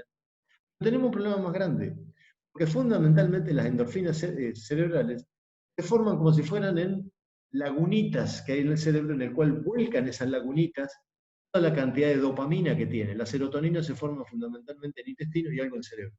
Esta dopamina, que es muy importante y que sirve para aliviar el dolor, llega un momento que se agota, no hay más formación. Una vez que se agotó, entramos en un estado de depresión muy grande. Y es una de las cosas que se está pensando en esas vacas que se caen y que no tenemos forma ni encontramos argumentos por los cuales ella no tiene más voluntad. Bueno, entramos, ¿y qué hicieron esto? Es un inhibidor de los receptores de la oxitocina. Y necesitamos por todos lados oxitocina. Y a su vez son inhibidores de la prolactina, entonces también nos van a complicar el inicio de la lactancia. Entonces, fíjense, en esa diapositiva inicial en la cual estaba el señor cinchando con ese ternero y tratando de sacarlo, el desastre metabólico que estaba ocasionando. Muy bien, ¿a dónde encontramos eso? En esto. Esto es un tambo real en el cual fui y saqué esta foto. Fíjense lo que es esto. Este es un tambo pastoril en el cual estas vacas están totalmente estresadas, no encuentran un lugar donde acostarse para descansar, el barrial que hay. Fíjense lo que es esto. En este lugar comen. Este es un estabulado en Chile. Fíjense lo que es esto. Se equivocaron en las medidas, hicieron alteraciones en lo que eran las camas. Bueno, ¿qué diferencia hay con esto? Estas vacas seguramente que todo ese movimiento que están teniendo de grasa las otras no lo van a tener. Y fíjense lo que es esto. Este es un estabulado en Brasil. Fíjense la vista que tienen estas vacas. Estas vacas están desde el punto de vista de todo el movimiento de estrés reducido prácticamente a cero. Muy bien. Cuando nosotros hablamos del posparto, vamos a hablar entonces ahora de cuándo lo diagnosticamos. Con todo lo que yo les conté, ya más o menos nos vamos dando cuenta cuándo tendría que ser, entre el día 15 y el día 20. ¿Por qué? Porque los monocitos empiezan su multiplicación a partir hasta el día 5 o 7 y se mantienen estables durante este periodo de tiempo. Las bacterias empiezan a pelear acá con los monocitos. Si ganó el monocito, acá desapareció la infección uterina. Si perdió la batalla el monocito, acá siguió la infección uterina ya establecida. Entonces yo acá encuentro pospartos normales, terminó la pelea. Si encuentro un posparto alterado, la pelea tiene que seguir. El cuello uterino se va a mantener abierto. ¿Por qué? Porque yo soy un defensor de los tratamientos vía intrauterinos. La reparación de tejidos va a terminar mucho después, y en este periodo está en plena reparación. La capacidad fagocítica, es decir, la capacidad de digestión de la célula, también está a tope ya en ese periodo, ya la batalla fue acá. Y a su vez, toda esta capacidad oxidativa y multiplicación de células también está plena. Entonces, el periodo en el cual yo recomiendo la revisación postparto va del día 17 al día 25. Tenemos un útero totalmente permeable, la batalla ya pasó, entonces lo podemos hacer en ese periodo. Cuando hablamos de qué porcentaje de vacas tenemos con infección uterina, y hay 10 millones de números y todos son reales, todos son confiables, todos porque colegas de años que me dicen, yo no encuentro más de un 30, porque tienen un mecanismo de revisación un poquito más tardío, un poquito más temprano. Pero bueno, yo acá tomé 2 trabajos de Estados Unidos sobre 3.600 vacas. Fíjense que está en un 35-36%. Este otro autor encontró entre un 40 y un 45%. Es más o menos son mis números. Yo tengo esos porcentajes, entre un 40 y un 45%. Muy bien. ¿Cómo lo diagnosticamos? Y acá tenemos, puede ser por tacto rectal, puede ser por vaginoscopía o con el Metricheck. Yo estoy trabajando ahora con esto. Chequeo vía vaginal con la mano enguantada. Yo fui uno de los patrocinantes de esto cuando empezamos ya en el año 80, hace ya casi 40 años. Temperatura rectal. Hay 2 que yo no recomiendo. Tacto rectal no lo recomiendo, y ahora le voy a explicar por qué. Y temperatura rectal, hicimos un trabajo en el cual nos dio que vacas que tenían infección uterina nos marcaban como una temperatura normal. Y el tacto rectal yo les voy a decir por qué no. Nosotros hicimos este trabajo porque lo que buscábamos acá era ver involuciones uterinas. Y en realidad terminó por otro lado. Pero sobre estas 360 vacas nosotros medimos la involución uterina de acuerdo al tamaño del cuello, de acuerdo al tamaño de los cuernos y de acuerdo a la posición de esos cuernos. Estas 360 vacas eran normales en el posparto, pero había 120 que tuvieran mala involución uterina. Si yo me hubiera confiado en el tacto rectal y haber dicho que por esta estructura desde el recto, yo decía que esta vaca tenía una infección uterina y sin embargo era un posparto normal. No tenía ninguna infección uterina. Entonces, su intervalo entre parto después fue prácticamente igual que las de buena involución, los servicios por preñez fueron igual. Entonces, por eso yo digo, tacto rectal, si lo quieren hacer como complemento, está perfecto, porque van a ver la actividad ovárica, van a ver la posición de los cuellos, pero como método de diagnóstico exclusivo, no. El método que yo utilizo, bueno, cuando usábamos la mano con respecto a la observación de los flujos, es lavar muy bien esta zona con una solución desinfectante e introducir la mano, un guante por vaca, por supuesto. Una vez que metemos la mano y observamos los flujos, este guante se tira junto con el flujo, no se vuelve a utilizar por la carga bacteriana que eso tiene. Y si no, usamos el Metricheck. En este caso, bueno, acá estamos usándolo, lavamos con un desinfectante, entonces se pueden dar cuenta, estamos en plena pandemia, usamos muchísimo barbijo y estimulo a que usen el barbijo dentro de los tambos. Lavamos bien la zona, después colocamos el instrumento que es el Metricheck, lo llevamos bien hasta el interior, hasta el fondo de lo que es el cuello, y observamos los flujos, que en este caso es esto. Esto es una infección uterina y esto se trata. Ya vamos a ver los tratamientos. Acá lo tenemos, bueno, la foto con el Metricheck adentro de la vagina. Ahora bien, después tenemos los flujos, y los flujos los podemos clasificar de 10 millones de maneras distintas, y yo les voy a contar el trabajo que nosotros hicimos, les voy a mostrar. Este es un flujo normal, este es un flujo normal. Este es un flujo que tiene color amarillo. ¿Por qué? Porque la sangre empieza a producirse toda la degradación de la hemoglobina que nos va a llevar a distintos colores. Pero lo que tienen que buscar es que haya pulsos. Yo no hago ninguna clasificación ni de metritis 1, 2, 3 o 4. No me niego a que lo hagan. Cada uno maneja como quiere, pero para mí yo trato de hacerla muy simple. Las cosas tienen que ser muy simples. ¿Tiene infección? No tiene infección. O sea, para mí un grado 1, 2 o 3, una vez que la traté se tiene que curar y se terminó. Entonces yo no las clasifico por eso, no lo veía que tuvieran algún tipo, utilidad práctica. Estos son todos distintos tipos de flujo, pero hay varios mitos. Por ejemplo, si tiene buen estado corporal, uno de los mitos que había era la vaca no tiene una infección uterina. Buscamos una vaca que tuviera un 2,75, como en este caso, este era su flujo. Buscamos otra vaca que tuviera otra vez un 2,75 de estado corporal, le hicimos vaginoscopía, atención con el vaginoscopio, es un buen elemento de diagnóstico, pero atención, porque ustedes están viendo solamente lo que hay en vagina, por eso su nombre es vaginoscopio. Entonces en el vaginoscopio le prenden una lucecita y miren, esto es lo que tenía en vagina, posparto normal, esto es lo que tenía cuando escarbamos un poquito más sacando desde el útero. Entonces, cuidado con esto. Después tenemos vaca con buen estado corporal, esto es lo que tenía en su útero, este es otro caso igual, terminó con que también esto es lo que tenía. Otro de los mitos, si la vaca tiene celo no va a tener una infección uterina. Esta vaca tuvo celo y esto es lo que tenía como infección uterina. O sea, los celos no tienen absolutamente nada que ver, la van a ayudar a que la vaca tenga una mejor curación, es probable, pero no se guíen que porque tuvo celo está normal, porque no es así. Después tenemos, este es un flujo normal, es un flujo turbio, porque bueno, estamos pasando por un proceso de recomposición en esa zona. Pero fíjense que yo les voy a mostrar una clasificación de... Estos que tienen más son los que nos dieron positivos en la bacteriología. Recuerden que se hicieron más de 600 bacteriologías con tipificación y aislamiento. Es un trabajo muy grande que se usó. Bueno, estos que tienen menos es negativo. Entonces nosotros llegamos a la conclusión de que cuando había flujo transparente, ese flujo era normal. Cuando había un color amarillo, ese flujo era normal porque es la degradación de la hemoglobina. Cuando había presencia de pus, fuera flóculo, fuera poco, fuera mucho, era una infección uterina y todos terminaban en tratamiento.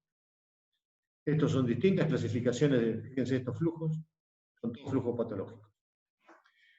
Muy bien, entonces nos quedaría ahora hablar del tratamiento. Ya vimos cómo empezábamos con el tema del parto, ya vimos la alimentación, ya vimos la influencia de los antioxidantes, ya vimos la influencia del mecanismo de la acidosis y las movilizaciones grasas. Bueno, ¿cómo tratamos esto? Y acá tenemos dos vías, la vía intrauterina o la vía intramuscular. Cuando nosotros usamos una vía parenteral para tratar una infección uterina, ustedes recuerden que el útero de la vaca es una de las cosas que está más empaquetada dentro del organismo y aislada del organismo. Entonces llegar ahí es bastante complicado. Y a su vez tiene muchos elementos secuestrantes. Por ejemplo, el rumen es un elemento secuestrante, la saliva es un elemento secuestrante. Entonces nos van a secuestrar. Y cada cosa que tenga que hacer, cuando viaja la molécula por el interior del organismo, tiene que ir unida a alguien. Ese alguien es una proteína. Por cada lugar que van a pasar es como si van por una autopista, tienen que pagar peaje. Y ese peaje se va dejando moléculas de acción. Entonces, llegamos a que la vía parenteral es una vía complicada. Tenemos otro de los problemas, es que el uso de las prostaglandinas. Y acá yo quiero explicarles lo siguiente. Las prostaglandinas se forman desde el punto de vista metabólico a través del metabolismo de las grasas. Lo que mayor cantidad de cosas tenemos es grasas, ¿por qué? Porque son membranas celulares que se rompieron y quedaron. Son atacadas, transformadas en ácido araquidónico, que es el precursor de las prostaglandinas, y a partir de ahí se forman prostaglandinas. Este trabajo muestra la cantidad de prostaglandina, tiene 60 miligramos de prostaglandina esta vaca después del parto. Nosotros le vamos a dar una dosis de cuánto. Entonces, de ahí empezamos a que no confiamos mucho en el uso de la prostaglandina. Basados en eso, hicimos este siguiente trabajo. Tomamos estas 157 vacas que le dimos prostaglandina en el posparto y estas 146 actuaron como testigos. Todas se revisaban entre los 15 y los 20 días. Estas vacas encontrábamos infecciones uterinas, no le dábamos nada. Las seguíamos esperando a sus dos prostaglandinas, la del día 20 y la del día 30. Llegamos al día 38, tuvimos que darle antibióticos a todos porque 157 vacas no se habían curado con estas dos prostaglandinas. No solo tranquilos con eso, sino que dijimos, bueno, vamos a medir cuál es la capacidad fagocítica. Por ahí las prostaglandinas aumentan la capacidad fagocítica. Entonces hicimos 101 vacas con prostaglandina y 101 vacas como manejo general. Lo que encontramos, las prostaglandinas no nos aumentaban la capacidad. Ahí tenemos música. Encontramos que tampoco tenían intervención en lo que era el aumento de la capacidad fagocítica. Entonces tenemos que caer en un antibiótico. Cuando hablamos de un antibiótico tenemos que saber que actúe contra un gran positivo y un gran negativo, que actúe en un medio anaeróbico, porque el útero es un medio anaeróbico, no se inactive por detritus. Ustedes imagínense que los detritus en cantidad hay adentro del útero, tenga mínimo retiro en leche, que sea inocuo para el organismo y de fácil aplicación y económicamente accesible. Con todas esas características, bueno, tenemos que, por supuesto, pensar en de amplio espectro. Cuando hablamos de amplio espectro, les puse esto fundamentalmente para pensar en dos cosas. En que no podemos asociar dos antibióticos de amplio espectro, sino que será uno de amplio con uno de pequeño, si queremos asociarlo con algo. Cuando hablamos de la vía de la administración del antibiótico, la vía para mí tiene que ser la intrauterina. ¿Por qué? Porque este trabajo que hizo Macera y asociados encontró que la mayor concentración de droga era por vía intrauterina y no por la vía parenteral. No contentos con eso, nosotros entonces hicimos un trabajo. Vía intrauterina y vía intramuscular. Resulta que las curaciones que llegamos a las 2 semanas fue más alta la vía intrauterina que la vía intramuscular. No quiere decir que por la vía intramuscular no se cure, pero la vía intrauterina tiene más corto tiempo de tratamiento. No quiero dejar pasar un tema sumamente interesante que es la autoinmunoterapia, en la cual ya estamos trabajando. Vamos con algunos pasos muy suaves. Es sacar sangre, en este caso son 60 centímetros cúbicos de sangre y se lo aplicamos mitad subcutáneo y mitad intramuscular. El segundo paso que queremos dar es por las plaquetas. Las plaquetas es un dato sumamente interesante. ¿Por qué? Porque estresadas las plaquetas por frío y por congelado y descongelado nos liberan más de 300 proteínas, de las cuales hay muchas que son antibacterianas. Entonces es un rubro en el cual queremos entrar a trabajar. Hay un trabajo hecho en Italia que es muy bueno, que se publicó el año pasado, en la cual vieron, antes de ponerle las plaquetas, hicieron muestras del útero, y después de haberle puesto las plaquetas, la reacción que había habido tanto del epitelio como de las glándulas. Fue muy, muy bueno. Este es el caso nuestro, de 25 vacas curamos las 25. No tiene ni valor estadístico, se los muestro simplemente para que vean que hemos empezado a trabajar y esto nos abrió una gran curiosidad y un gran espectro. Vamos a ver más adelante a qué dónde llegamos con esto. Si hablamos del posparto y la fertilidad, yo les muestro que no tiene absolutamente nada que ver que una vaca haya tenido un problema de tratamiento con respecto a su fertilidad si la hemos curado y tratado en tiempo y forma y hemos manejado todo su proceso metabólico. Entonces, eso tampoco va a tener problema. Como nosotros, como soy medio porfiado, lo repetí el trabajo en el 2013 y encontramos exactamente lo mismo. Y para eso también lo probé en el 2019 y encontramos exactamente lo mismo. No hay ninguna alteración porque la vaca haya tenido una infección uterina o no. Cuando nosotros hablamos de qué droga elegir, la oxitetraciclina es la reina de las drogas. ¿Por qué? Nosotros hicimos este grupo de vacas tratadas con oxitetraciclina y llegamos a las mismas conclusiones que las vacas normales. Pero el problema que tiene retiro en leche. Entonces tuvimos que caer en drogas como la cefapirina. Nosotros tenemos que ir de primera, segunda y tercera generación, dependiendo de la cantidad de gran positivo o gran negativo que actúa.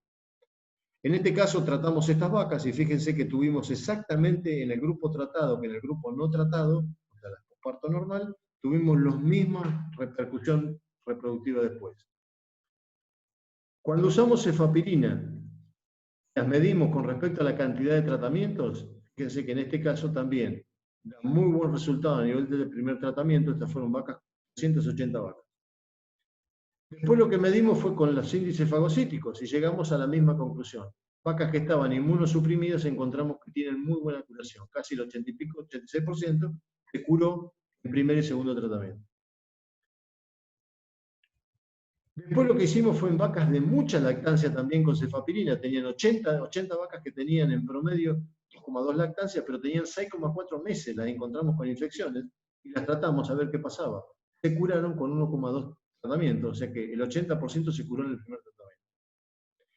Cuando piensen en un antibiótico que pasa leche, piensen en esto, y esto me parece que es sumamente importante. La pasteurización a la penicilina prácticamente hay un 8% que no la destruye.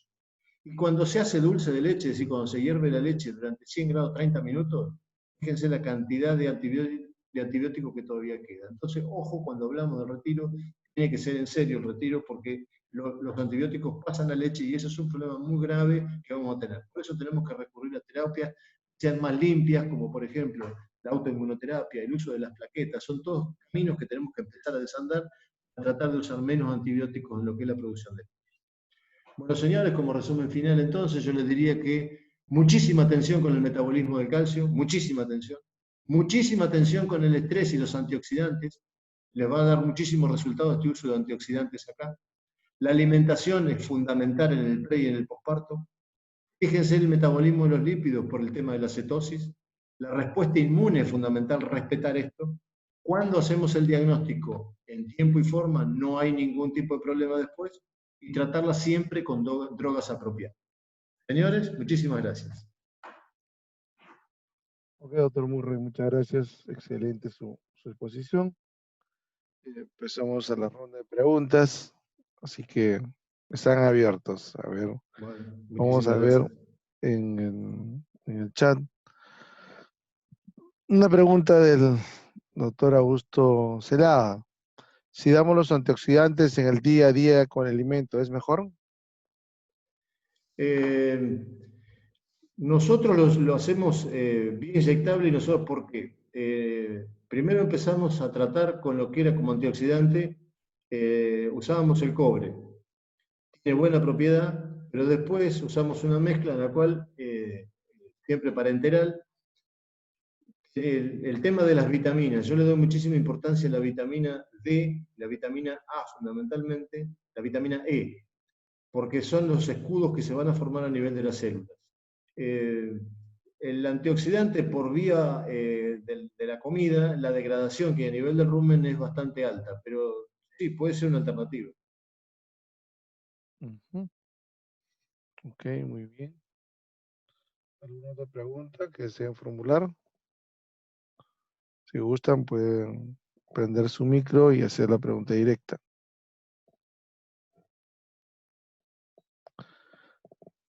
La verdad, bueno, Murray, muy interesante, la verdad, su posición, el planteamiento que usted está brindando sobre las terapias. Definitivamente se maneja mucho el uso de antibióticos, es cierto. Hay mucha implicancia de lo que es residuo de antibióticos en leche, que tiene un impacto en salud pública, que veamos eso. El otro tema también que se maneja, y creo que pasa en todo Sudamérica y creo a nivel mundial, es el hecho de darle la leche que se da al terneraje, que eso hay trabajos que tienen implicancia en la salud y en la vida productiva más adelante de sus animales, ¿no? Y bueno, eso tiene implica bastante realmente, ¿no? El otro tema, bueno, creo que como médicos veterinarios tenemos que ver también la parte de salud pública. Eso acarrea muchos gastos a los países, que sus gastos en la parte de salud pues incrementan, ¿no? Entonces, como médicos tenemos que velar ello.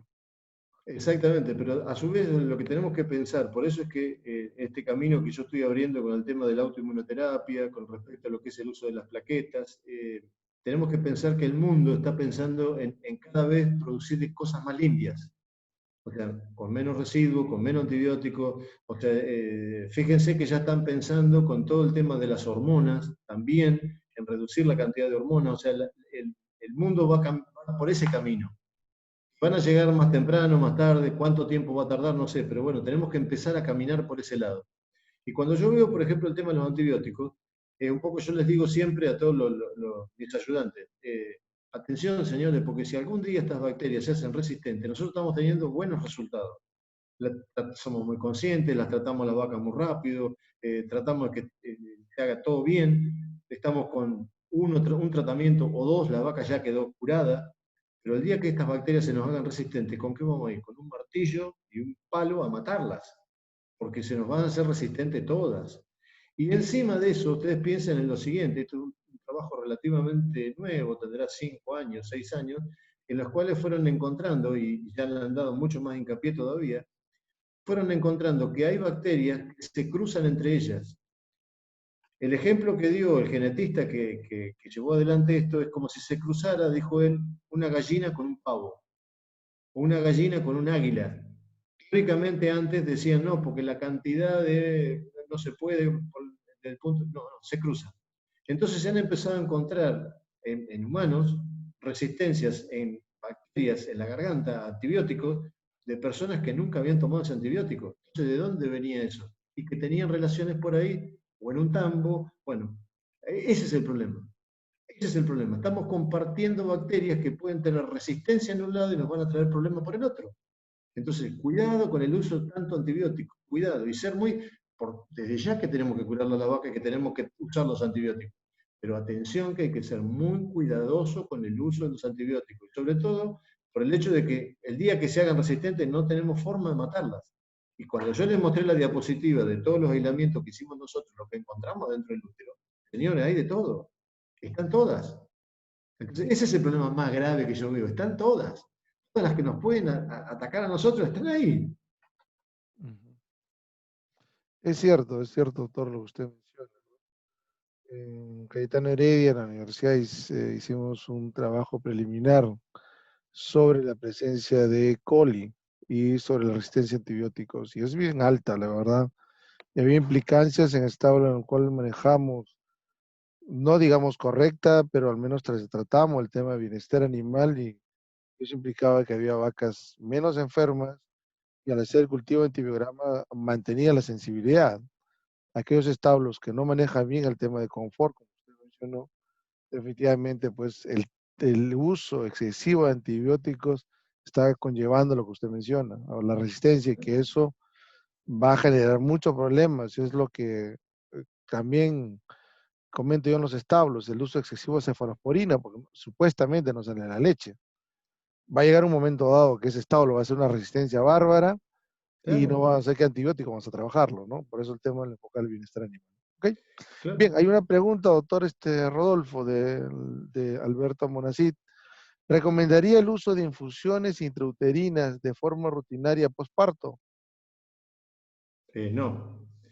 El uso de los antibióticos, primero, el tema de lo que son iodados, eso se abandonó hace mucho tiempo porque es sumamente irritante y produce ya más que nada una fibrosis a nivel de las glándulas del útero, que eso está totalmente desaconsejado. Pero el uso de una infusión tiene que ser solamente cuando se encontró que hay una infección adentro del útero. Porque la otra cosa que no mencioné es que todo el uso de lo que son también antibióticos son inmunosupresores. Entonces lo que nosotros tenemos que hacer es revitalizar todo lo que sea inmunidad, todo lo que sea defensa.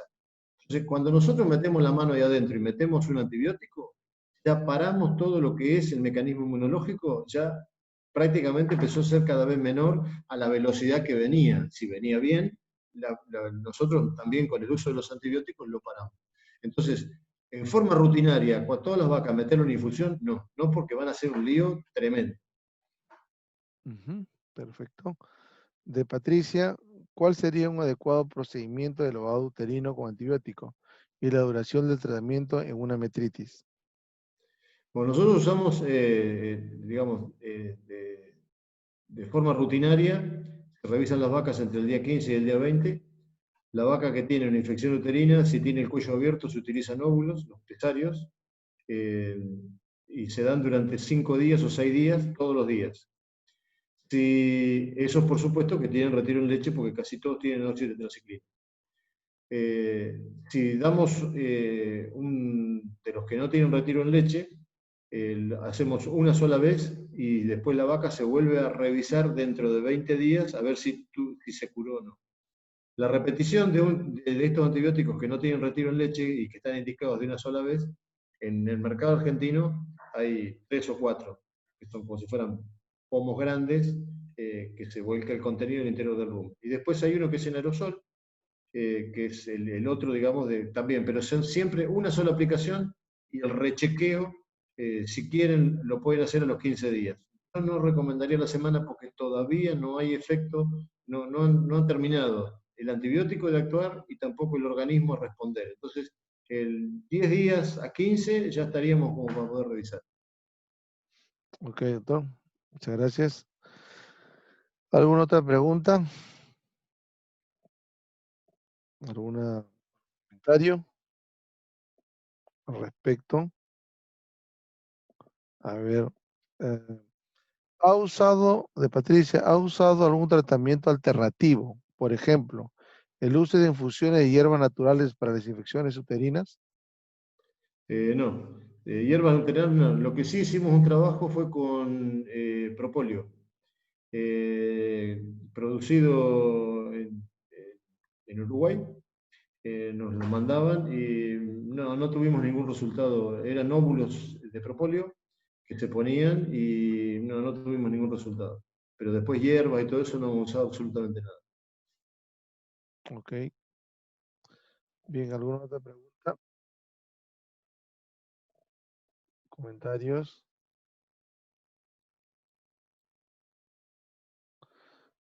Doctor, bueno, no es una tendencia, sino es un método de trabajo que se tiene en tratamiento postparto, en crianza intensiva, es el uso de la prostaglandina, sea dinoproso o coprostenol.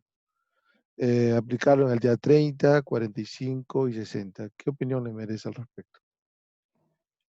Sí, primero, bueno, es lo que yo les mostré recién con respecto a la cantidad o sea, si van a usar la prostaglandina antes del día 30 no tiene ningún sentido porque el organismo produce más prostaglandina de la que nosotros le podemos dar.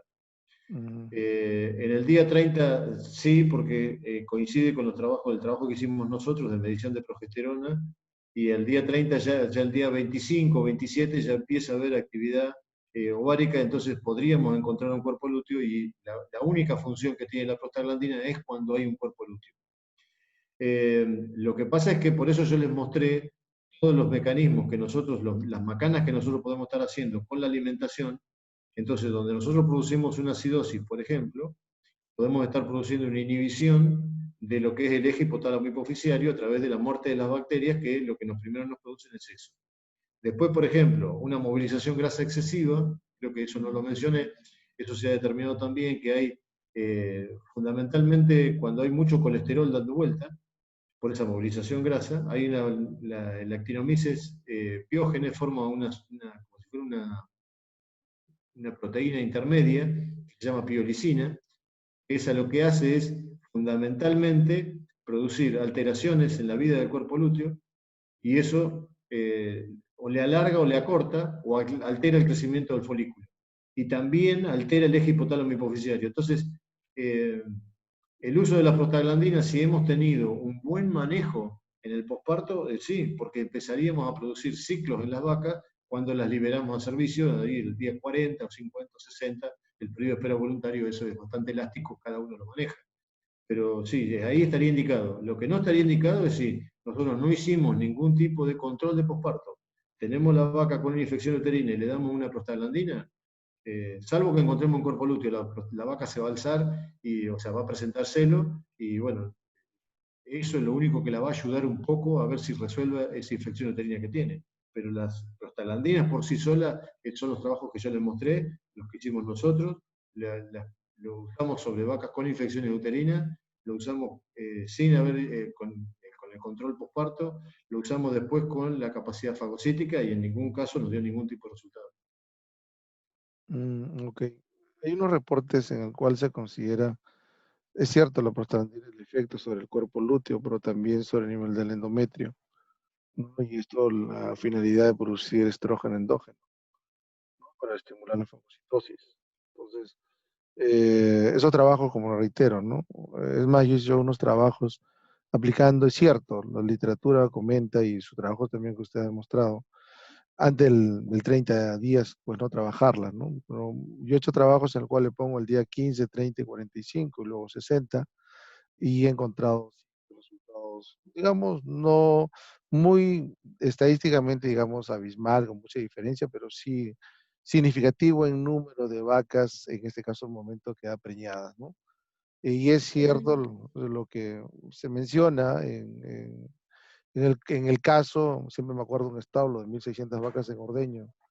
Hicimos el trabajo con prostaglandinas más antibióticos y solo antibióticos, y sí hubo una diferencia significativa, en este caso en la concepción, con la aplicación prostaglandina antibiótico. En este caso sí mejora bastante, la verdad. Pero debe ir a la mano. Considero que lo que usted mencionaba, ¿no? Y creo que en el tiempo es la recomendación del tema de bienestar animal, que eso implica una mejor respuesta, ¿no? Y que ahí creo que como médico veterinario debemos enfocarlo, ¿no? No, no le den vuelta, o sea, la foto esa que yo he mostrado ahí del establo ese en Brasil, de todo lo que he recorrido por el mundo, es lo que me quedé maravillado. Primero que el confort de las vacas, esas vacas mirando la montaña ahí echadas y fumeando, estaban en un placer. Y segundo, en lo que era el trato de los animales con la gente. Cualquier vaca era como si fuera un criadero de perros. O sea, cualquier vaca, cualquiera podía ir y tocarla porque las vacas habían roto esa relación humano-hombre en la cual ellas, para él, el humano era un hombre más, entonces una vaca más. Entonces, esas vacas estaban en un bienestar y uno miraba todos los parámetros que tenían, los reproductivos, los de mastitis, eran espectaculares. Pero todo viene por ahí. O sea, por eso yo hice tanto hincapié con el estrés, con el manejo. Bueno, no vayamos tanto a esa concepción que teníamos cuando nos formamos en nuestras facultades de enfermedad, tratamiento, enfermedad, tratamiento. Vayamos antes de que venga la enfermedad.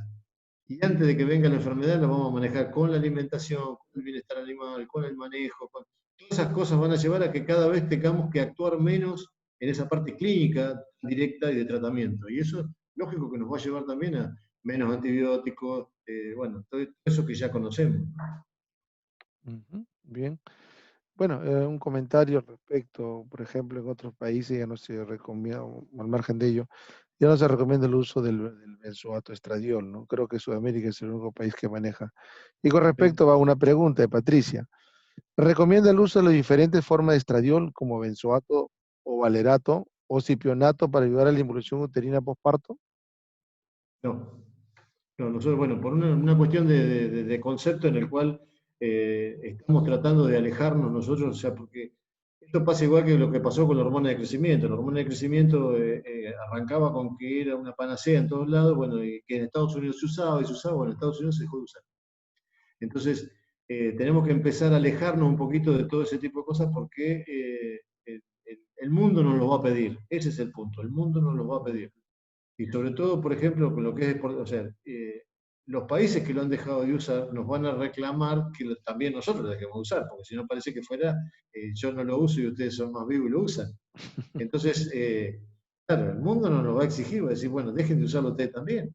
Entonces, todo ese tipo de cosas, nosotros nos hemos alejado de lo que es el uso de todo, de estrógenos y todo eso, fundamentalmente en el posparto, no, directamente no. O sea, vamos, si tenemos una infección, primero tratar de que no lleguemos a la infección por todos los mecanismos y todas las cosas que ya les dije, la sales aniónica, la movilización grasa, la dieta. Bueno, llegamos a la infección, la tratamos con un antibiótico y tratamos de que la menor cantidad posible de antibióticos. Ujú. Otra pregunta, doctor. ¿Cuál es su opinión respecto al uso de somatotropinas exógenas en los primeros 60 días postparto? Bueno, ahí nosotros hicimos un trabajo bastante interesante en Chile y sí, funciona, aumenta la producción. Teníamos, o sea, el uso es, o sea, el efecto de la somatotrofina lo que hace es estimular a nivel de la célula la multiplicación a nivel del ADN del núcleo y se multiplica, tenemos mayor cantidad de células productoras. Pero el punto pasa en que hasta desde el día 60 más o menos hasta el sexto mes, séptimo mes, se puede usar. Hay dos, hay una que es muy, eh, la que en este momento vende el ANCO, es la de recombinante más suave, digamos, la otra es muy agresiva, no sé si el término agresivo, pero van a tener una respuesta muy alta en la cual las reservas corporales se movilizan con muchísima potencia y van a ver que las vacas pierden mucho peso, pero también ven que hay mucha leche en el tanque. El problema está en que los países, Europa por ejemplo, no lo permite, ya Estados Unidos no lo permite, Entonces, si nosotros estamos pensando en las lecherías que van a crecer y que vamos a exportar, fundamentalmente la Argentina tiene el problema, la Argentina está prohibida. El tema de exportar quesos, no nos van a recibir más los quesos. Entonces, el problema pasa por ahí. Pero sí, como función, funciona. Y funciona bien y aumenta la producción, sí. Obviamente que sí.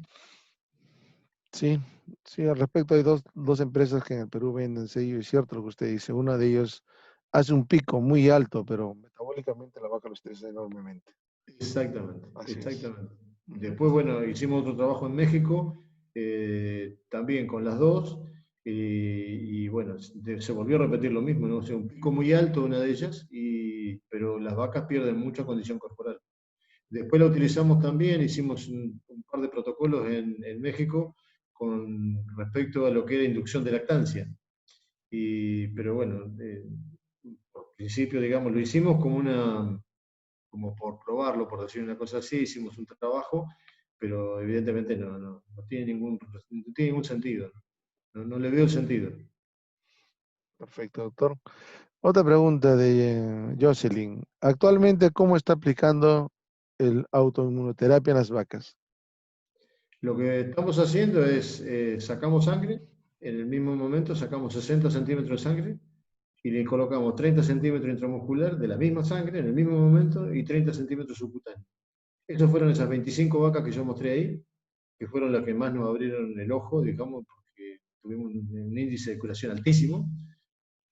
Obviamente que estas fueron tratadas también con antibióticos, ¿no? Pero las compañeras que no recibieron las otras 25, porque esto tiene un paralelo de 25 que no fueron tratadas con autoinmunoterapia, no curaron de la misma manera que curaron estas.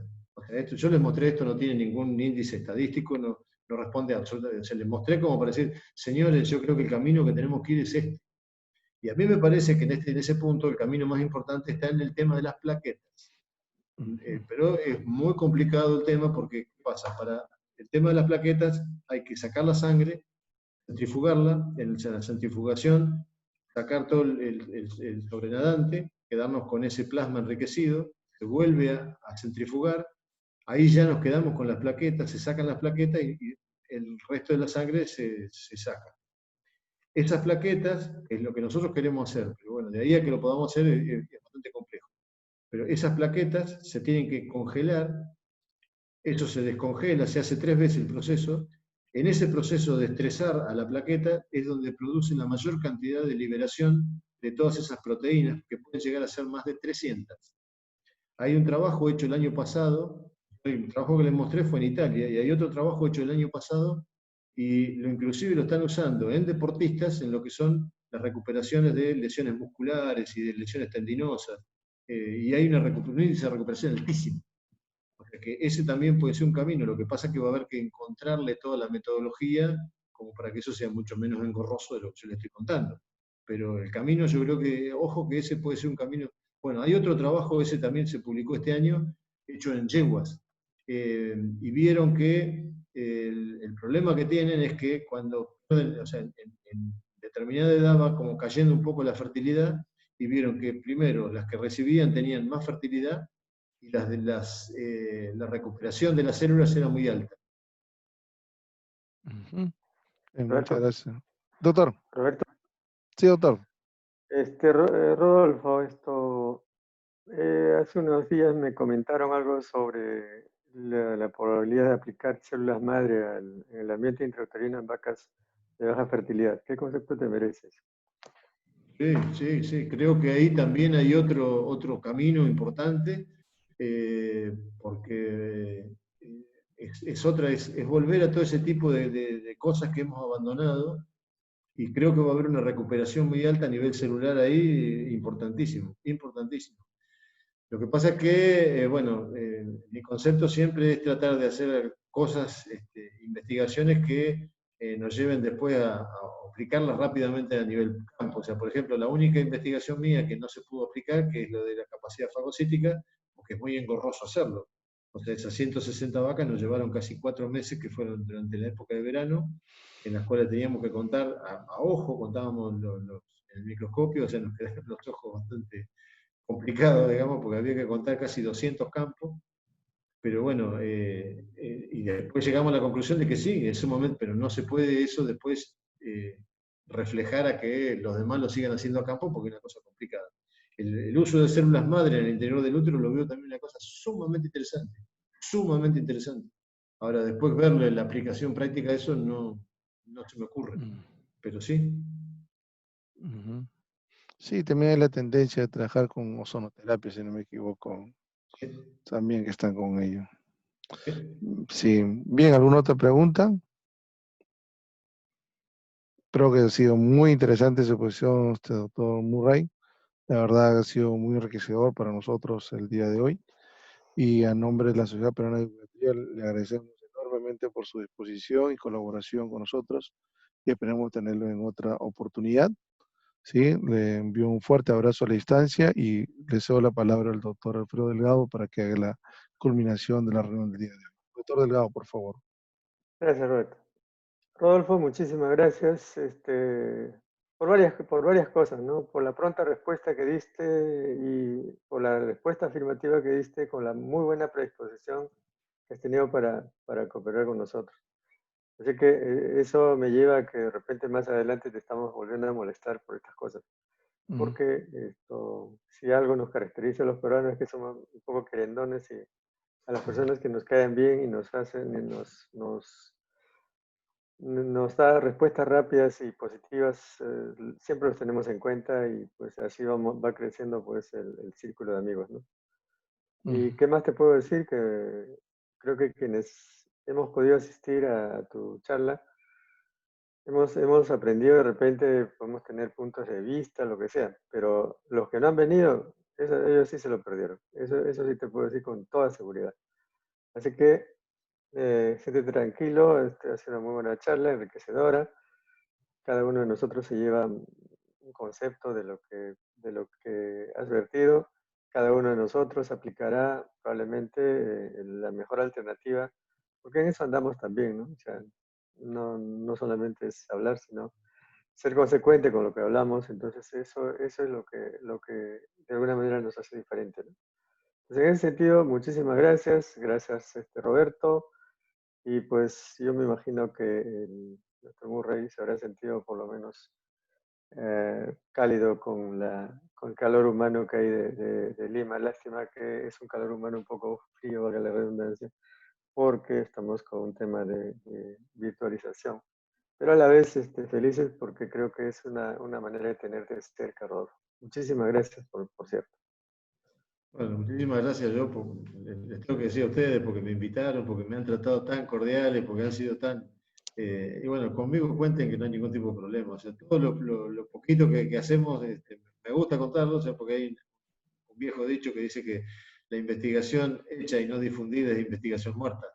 Entonces, la verdad que yo muy contento porque me invitaron, muy contento con Alfredo, gran amigo, les mando un gran abrazo. Bueno, ahora tengo a Roberto como nuevo amigo, así que Gracias, doctor. un abrazo desde acá y bueno, cuídense muchísimo. Y muchas gracias por haberme invitado. Muchas gracias. Okay, muchas gracias, Muchas doctor gracias, Murray. Rodolfo. Muchísimas gracias. Sí. Gracias, Roberto. No, gracias a ustedes, la verdad, y nuevamente, doctor Murray, no será la primera ni la última, le aseguro que lo voy a seguir molestando, iremos compartiendo unas cosas que también hacemos en campo acá y compartir, como usted ha dicho, ¿no? La investigación y compartirla, ¿no? Y eso ayuda bastante al desarrollo profesional de la medicina veterinaria a nivel, en este caso, Latinoamérica, ¿no?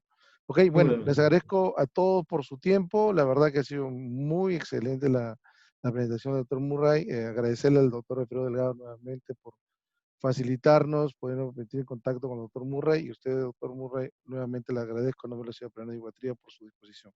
Nos estaremos viendo en otra oportunidad, ¿ok? Buenas noches a todos. Muchas gracias. Ok, hasta luego. Ok, gracias.